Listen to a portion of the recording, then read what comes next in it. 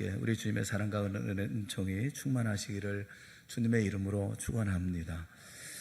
어느 날 부모들이 아이를 데리고 예수님께 왔습니다. 예수님이 자신의 아이를 만져주기를 기대했던 것입니다. 많은 사람들에 둘러싸인 예수님에게 거의 다다랐을 때 팔을 벌리며 아이들을 막아서는 일단의 사람들이 있었습니다. 예수님의 제자들이었습니다. 제자들은 이제 아이들이 예수님의 사역을 방해한다 생각했던 것입니다. 제자들은 다가오는 아이들을 꾸짖습니다. 가라, 이렇게 꾸짖습니다. 그러자 제자들 때문에 화를 내신 분이 계십니다. 예수님이셨습니다. 예수님이 말씀하셨습니다. 아이들이 내게 오는 것을 막지 말라.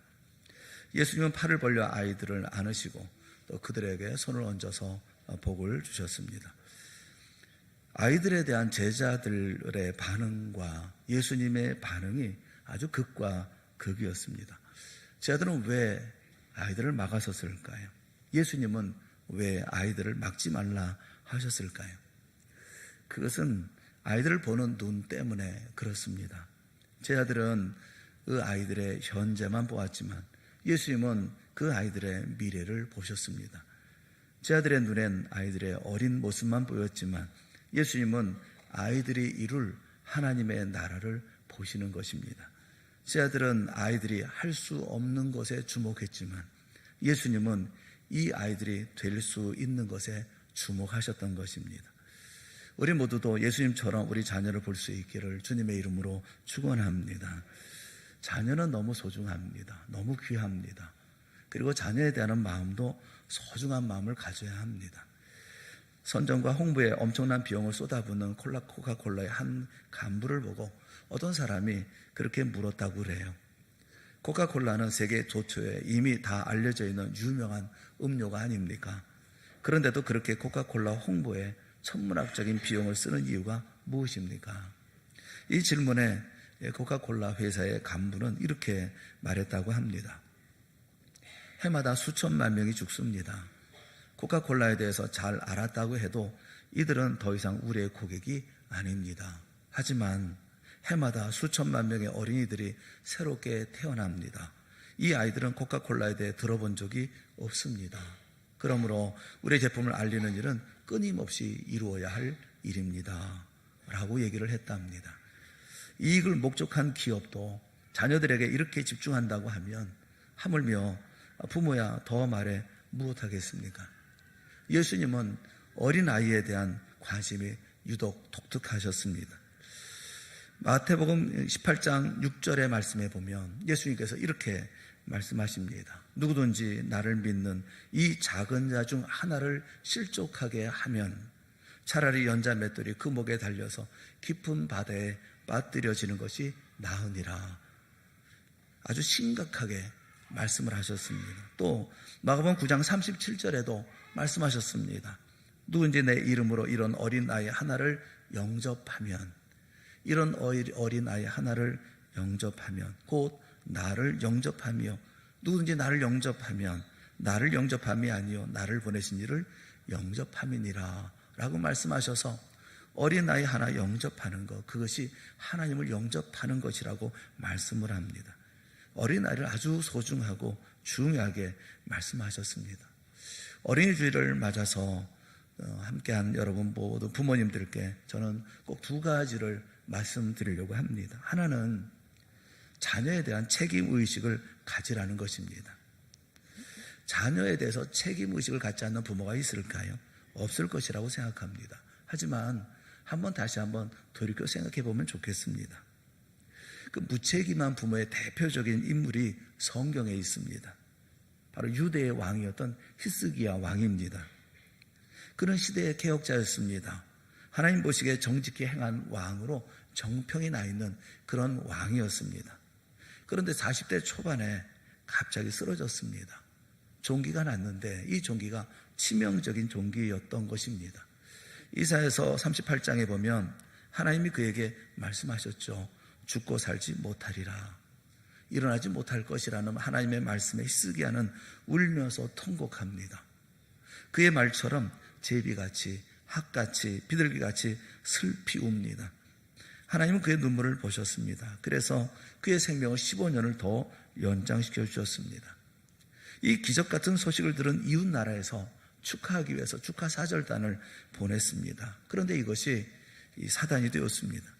히스기야는 이들에게 자신이 가지고 있었던 모든 것들을 다 보여줍니다. 심지어 보물 창고도 열어 보여주고 무기까지 전부 열어서 다 보여주며 자랑합니다. 의수된 것입니다. 마땅히 하나님을 자랑하고 하나님이 나를 살리셨다고 증거해야 할 사람이 교만하게 자기 자랑을 늘어놓자 하나님은 진노하십니다.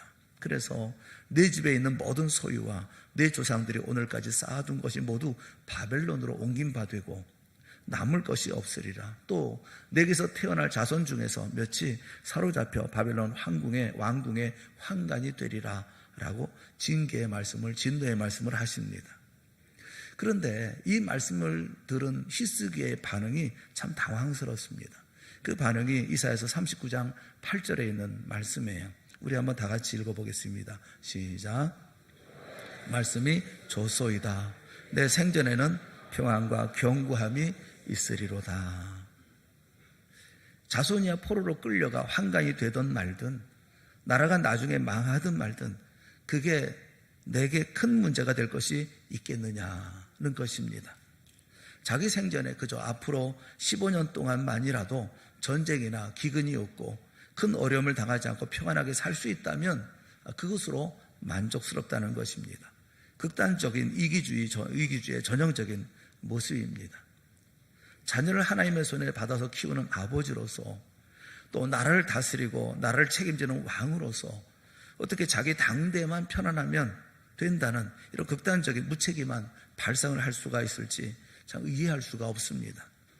자식들에 대한 책임의식이라고는 눈꼽만치도 없는 망나니 아버지가 아닐 수가 없습니다. 이런 아버지 밑에 어떻게 선한 자식이 나올 수가 있겠습니까? 히스기야의 아들은 므낫세입니다. 므낫세는 아버지를 이어서 50년 동안 왕위에 있습니다. 50년 동안 왕위에 있으면서 그야말로 온 나라를 완전히 쑥대밭으로 만들어버리고 말았습니다. 그 후에 일어났던 왕들이 나라를 바로잡아 보려고 몸부림치고 애를 써보지만 배가 이미 한창 기울어져서 물이 펑펑 쏟아져 들어오는 것을 막을 도리가 없었습니다. 결국 유다를 망하게 한 장본인은 므낫세의 아버지였던 히스기야였던 것입니다. 자기 몸의 병을 위해서는 궁전이 들썩들썩할 정도로 통곡하고 울부짖고 기도했으면서도 자기 자녀의 운명과 나라의 장래를 놓고서는 눈물 한 방울 흘리지 않는 이런 사람, 이 얼마나 무책임한 사람입니까? 오늘 우리는 어떻습니까? 우리는 과연 좋은 부모입니까? 우리는 어떤 부모입니까? 나는 나고 아이는 아이고 내 인생은 내 인생이고 자녀의 인생은 자녀의 인생입니까? 여러분, 내가 범한 죄 때문에 자녀에게 미칠 영향을 생각하고 눈물을 흘리는 그런 부모입니까? 오늘 가정의 행복과 건강과 기쁨이 하나님께로부터 온 것인 줄도 알지 못하고 그저 자기가 잘나서 그 모든 것이 내가 다 이룬 것처럼 의스대고 자랑하다가 자녀를 다 망쳐버리고 있지는 않습니까? 자녀를 낳았으면 마땅히 책임을 져야 합니다. 잘 모이고 잘 건강하게 키우라는 것이 아니에요. 그것만이 아닙니다. 우리는 육신이 있고 영혼이 있어요. 육신도 잘 건강하게 책임져야 되지만 영혼도 책임지는 부모가 되어줘야 되지 않겠습니까? 물론 아무리 애를 써도 안 되는 자녀가 있을 수 있습니다. 누구도 자녀에 대해서 자신 있다 말할 사람은 없을 테니까요. 하지만 자녀 교육이 아무리 어렵다고 하더라도 우리는 그 책임을 면할 수는 없습니다. 자녀를 낳았으면 책임을 져야 합니다. 히스기야와 같은 무책임한 부모는 절대로 자녀 교육을 제대로 할 수가 없습니다. 만약 우리 가운데 그런 분이 계시다면 이 시간 성령께서 다시 새롭게 하는 놀라운 은혜가 있기를 주님의 이름으로 축원합니다. 책임 있는 의식을 가지고 자녀를 지켜보고 가르치고 온 힘을 다해서 책임지는 그런 부모가 되시기를 주님의 이름으로 축원합니다. 육신만 아니라 영혼까지 책임지시라는 것입니다. 또 한 가지 책임질 것에 대해서 말씀드렸습니다만 두 번째는 자녀에게 교육할 때는 인간 교육을 하라는 것입니다. 자녀를 가르치는 것은 사람 만드는 것을 말씀하고 있는 것이지 제품 만들라는 것이 아닙니다. 자녀를 교육한다고 하는 것은 하나님이 바라는 인간, 참 인간을 만드는 것이지 세상에 어떤 성공적인 제품을 제조하는 것이 아닙니다. 자녀에게 말하면서 성공은 못해도 좋아. 그러나 사람다워야 해. 내가 아무리 잘 된다 하더라도 인간답지 못한다면 내 인생은 실패일 뿐이야. 이렇게 가르치는 것이 참 교육이 아니겠습니까? 불행한 것은 사람 되라고 이렇게 가르치는 것이 아니라 무슨 수를 써서라도 성공하라고 자녀를 몰아붙이는 부모가 훨씬 더 많다는 것입니다. 자기 만족을 위해서 부모가 자녀를 교육하는 경향이 지나치게 많아서 이 자녀 교육이 극단적인 이기주의로 전락되고 말 것이라고 교육 심리학자들은 경고하고 있습니다.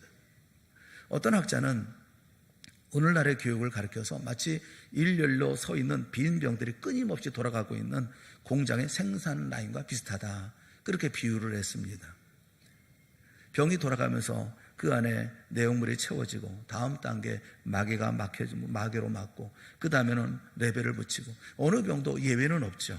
똑같은 생산 라인을 따라서 똑같은 과정을 통해서 똑같은 상품이 되어져 나옵니다. 간혹 반쯤 채워져 나오거나 흠집이 나면 이런 병들은 불량품으로 처리가 되어지죠.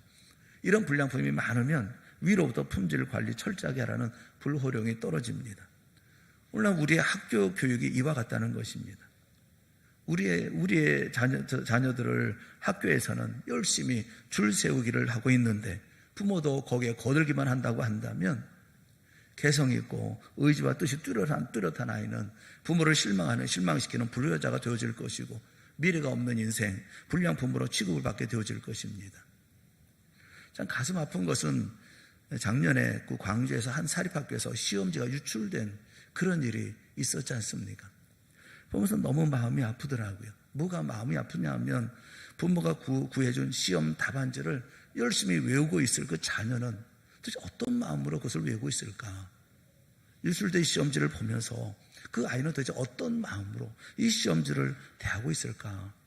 생각해보면 참 답답하고 안타깝기 짝이 없습니다.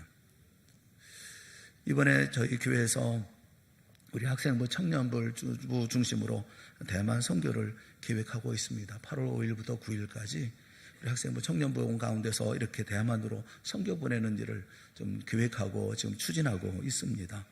다만 걱정인 것은 많이 좀 같이 참여하면 좋겠어요.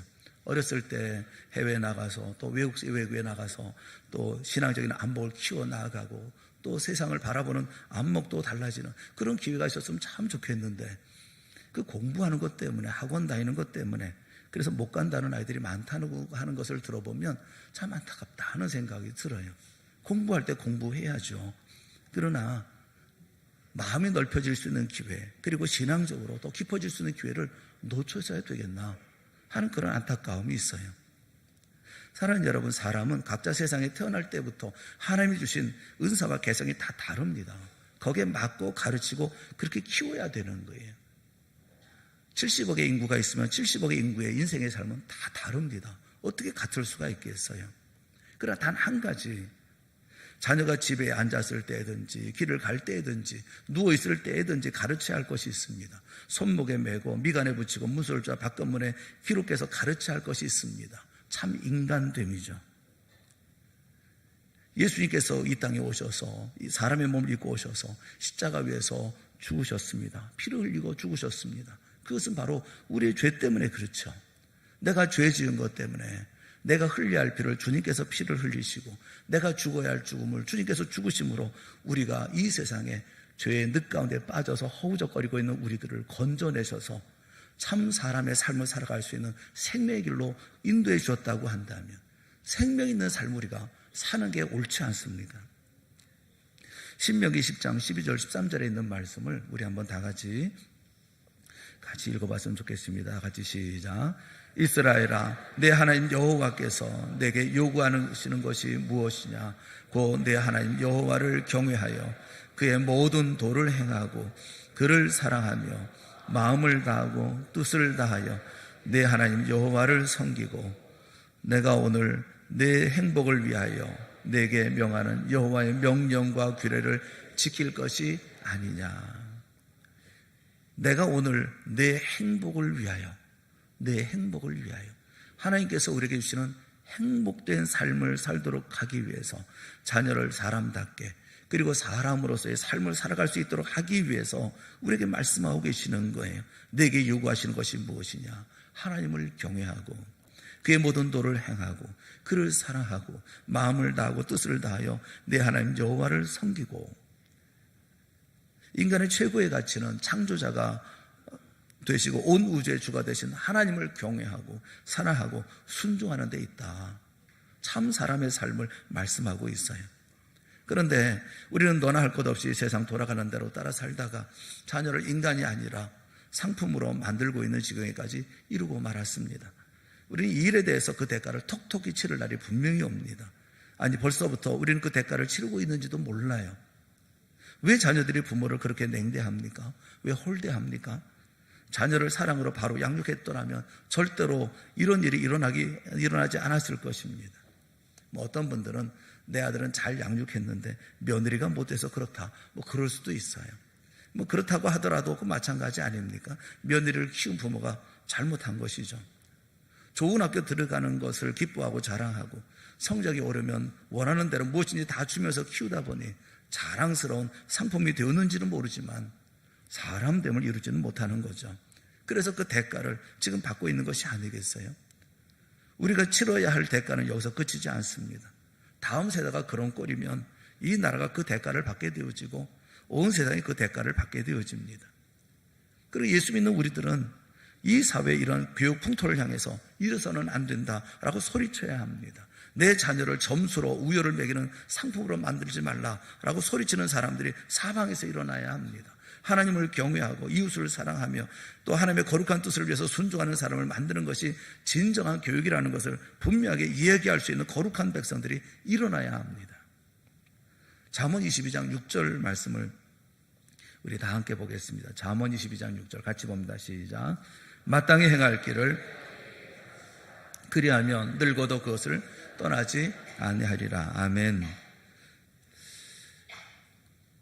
우리 자녀들을 볼 때 우리는 자녀가 몇 분이나 있습니까? 그러면 하나요, 둘이요 그렇게 얘기하는데 곰곰 생각해 보면 하나, 둘이 아닌 거죠. 한 명, 두 명이 아니라 한 민족, 두 민족으로 봐야 되지 않을까 싶어요.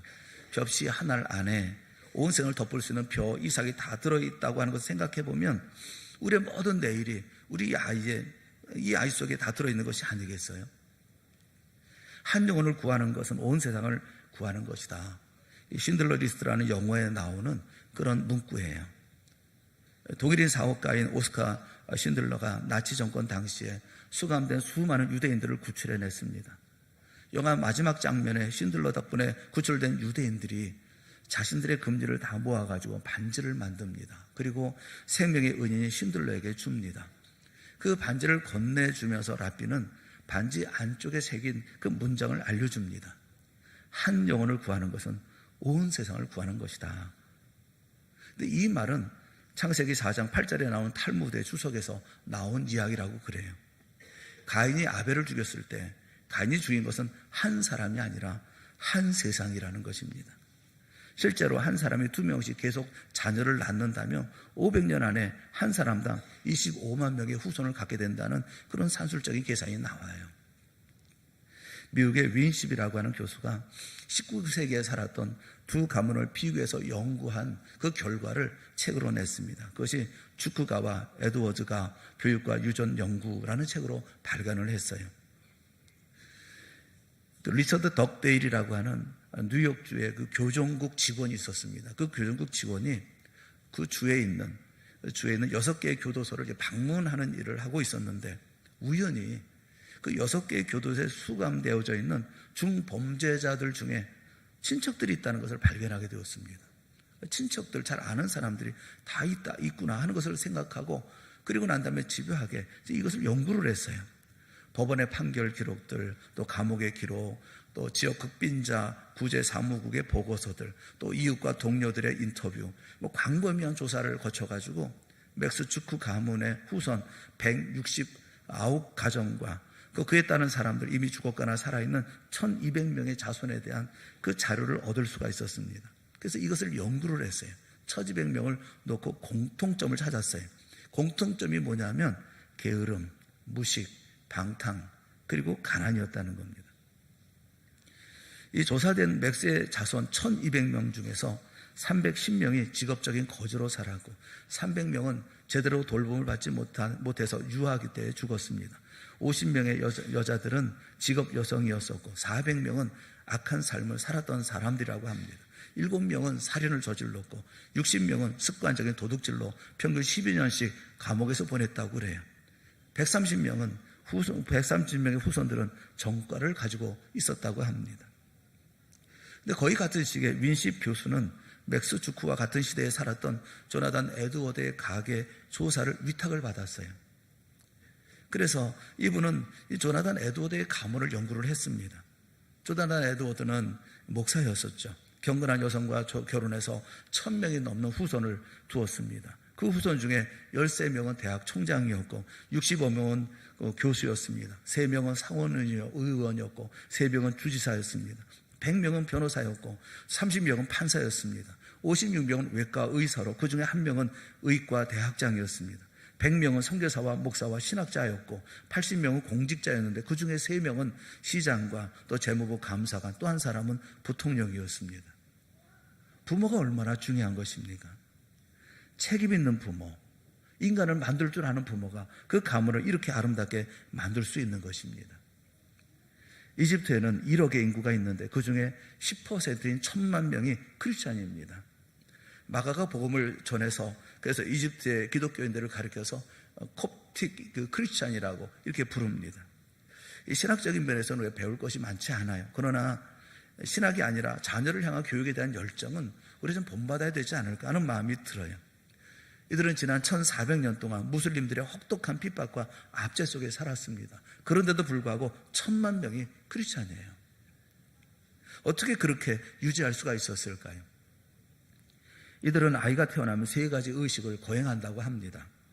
첫째는 아이가 태어나면 기독교식으로 이름을 지어준다는 거예요. 이집트의 시민증에는 종교란이 있는데 회교와 기독교 둘만 공식적으로 허용이 된답니다. 그러나 종교란을 보지 않고도 이름만 들어도 그 사람이 회교인지 기독교인지 알 수가 있다는 거예요. 왜냐하면 그 이름을 기독교식으로 이름을 짓기 때문에 요한이나 토마스나 마르코나 기독교적인 이름을 짓는다는 것입니다. 둘째는 아이가 태어나면 교회 데리고 나와서 유아 세례를 받게 한답니다. 온 교회 공동체가 아이가 예수님과 영적으로 엮일 수 있도록 영적인 공동육아를 한다는 것입니다. 마지막으로 또 한 가지는 뭐냐면 아기의 오른쪽 손목 안쪽에 사냥젖에 담가두었던 그 바늘로 십자가 문신을 새겨 넣는다는 거예요. 평생 이름과 손목의 표시로 인해서 얼마나 이 이집트 안에서 힘든 삶을 살게 될지 뻔히 알면서도 선조들이 해왔듯이 그렇게 하고 있다는 것입니다. 이 콥틱 크리스찬들의 손목에 새긴 십자가 문신은 단지 상징만이 아닙니다. 그들이 주일 교회에 들어갈 때 그들이 크리스찬으로 위장한 무슬림이 아니라고 하는 신분을 보증하는 신분증이기도 하지만 그것은 나는 예수님께 속한 사람이라는 것을 숨기지 않으려고 하는 참 크리스찬으로서의 믿음의 선언이기도 한 것이죠. 예수님 없이 누리는 세상의 출세와 성공보다 하나님의 백성으로 사는 삶의 영광과 축복이 훨씬 소중하고 중요하다는 것을 믿는 사람들의 삶인 것입니다. 오늘은 어린이 주일이고 우리가 어린이들, 우리 부모들이 자녀들과 함께 예배하는 그런 날입니다. 우리 아이들을 생각하면서 나는 책임 있는 부모인지, 나는 참 사람의 교육을 하고 있는 그런 부모인지 다시 한번 돌아보는 우리가 되어질 수 있기를 주님의 이름으로 축원합니다. 바라기는 책임 있는 부모의 삶을 사십시오. 육신을 건강하게 하고 삶의 경제적인 길을 다 열어줬다고 해서 그 아이를 잘 가르쳤다 얘기할 수가 없습니다. 영적인 삶을 어찌하실 것입니까? 영적인 삶은 우리가 어떻게 지도하고 계십니까? 책임 있는 삶을 사십시오. 그리고 인간을 만드는 하나님께서 원하시는 생명 있는 참 삶을 살아가는 그런 자녀로 만들어가는 부모들이 되어질 수 있기를 바랍니다. 가정이 하나님의 아름다운 가정이 되어지면 그럼 이 땅에 아름다운 하나님의 나라가 세워지지 않겠습니까? 여러분의 가정이 화목하고 여러분의 가정이 행복하고 주의 은혜가 깃드는 복된 가정이 되어질 수 있기를 주님의 이름으로 축원합니다. 좋은 믿음의 삶을 살고 복된 삶을 살고 주님께서 기뻐하시는 아름다운 가정이 되어지는 우리 동산의 모든 성도들의 가정이 되어질 수 있기를 주님의 이름으로 축원합니다. 함께 기도하겠습니다. 사랑의 하나님 아버지, 은혜를 감사합니다. 우리에게 베푸신 하나님의 놀라운 사랑과 은혜를 기억하고 내가 하나님의 백성됨을 다시 한번 생각하며 내 자녀들을 하나님께서 주신 기업으로 아름답고 귀하게 키워나갈 수 있는, 또 가르칠 수 있는 우리 부모들이 되게 하여 주시옵소서. 온 마음과 온 힘을 다해서 아름다운 가정 만들기를 소망하는 우리 사랑하는 성도 모두가 되게 하시고, 이렇게 주님께서 복 주시는 복된 가정들 다 이루게 하여 주시옵소서. 예수님의 이름으로 간절히 기도드리옵나이다. 아멘. 한 가지 광고 말씀드립니다. 예배 마치면 그 학생부는 아동부실에 가야 되고, 또 학생부는 학생부실에 가야 합니다. 우리 장년들은 조금 기다리셨다가 아동부 먼저 나갈 수 있도록 길을 좀 열어주시고, 학생부들 나갈 수 있도록 먼저 배려해 주시면 고맙겠습니다. 아울러 삼여성교회 오늘 특성준비 2시에 유치부실에서 있다고 하니까 여러분 기억하시고 참석해 주시기 바랍니다. 우리 찬송가 559장 찬송하겠습니다.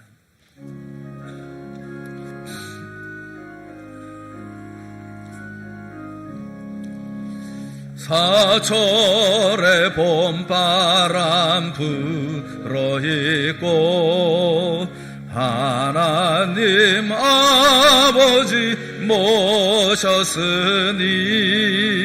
믿음의 반석도 든든하다. 우리 집 즐거운 동산이라. 고마워라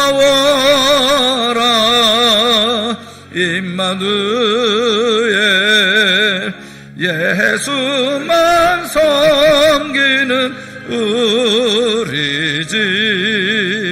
고마워라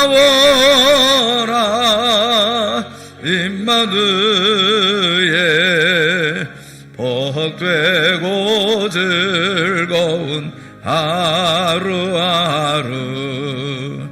어버이 우리를 고이시고 동기들 사랑에 뭉쳐있고 기쁨과 서름도 같이 하니 한간의 조가도 천국이라.